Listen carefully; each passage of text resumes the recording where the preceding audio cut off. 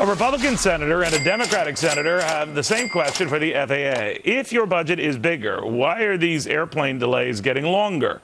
Republican Jerry Moran and his Democratic colleague Richard Blumenthal of Connecticut want to know, if you are going to cut, why are you cutting controllers and towers at the top of the list and not all the other stuff under your budget discretion at the bottom or even the middle of the list?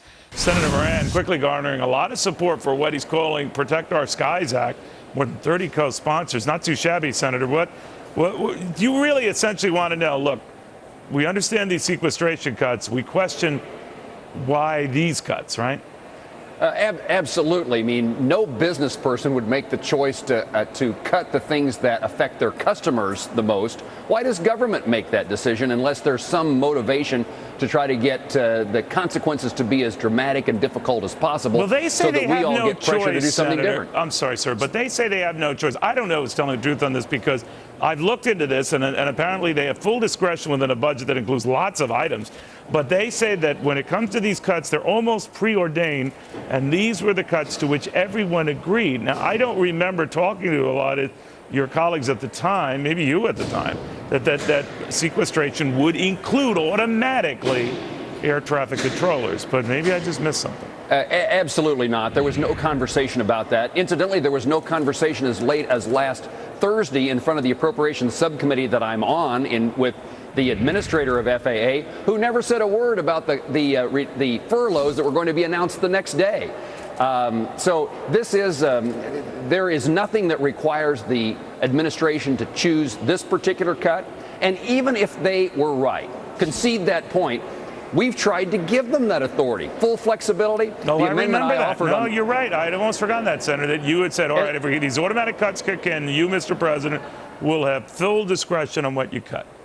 Absolutely, and the president issued a statement indicating a veto threat. I tried to avoid their elimination of the air traffic control towers with an amendment that transferred $50 million from unencumbered balances, things that weren't being spent, mostly related to research. Right. I finally got a hold of the Secretary of Transportation and said, I need your help. I can't get a vote on this amendment despite its broad support among Republican and Democrat senators. And the Secretary says, I'd like to help you, but the administration opposes your amendment. Why is that? You're trying now to put a freeze on these furloughs for the time being? Well, two things. There's two issues here. One, the administration wants to close 140 plus air traffic control towers, which incidentally then sends more business to the places that we have control towers and air traffic controllers. And then, of course, last Friday, the administration announces the furlough of controllers, people who actually work in those control towers. Right. And so we're trying to really affect both things, trying to make certain that the control towers stay in place. But since the thing of the moment is to make certain that we don't have furloughs, there's $2.7 billion in the FAA's budget that is non-personnel. Why are we furloughing personnel when you have $2.7 billion well, Democrats say, not all, because some of you are part of this co-sponsored push on your part, they say that you knew this was coming and now you're feigning shock.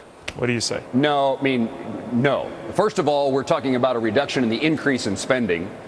These reductions are manageable, but I don't mean to defend me personally, but many of us didn't vote for sequestration in the first place. Across-the-board cuts are not the way to do things, as we see by this administration, who is suggesting they're doing across-the-board cuts. But I will tell you that the cut to air traffic control towers was a 75% cut, not a 5% sequestration cut. They're picking and choosing, and that they claim they have no ability to do that.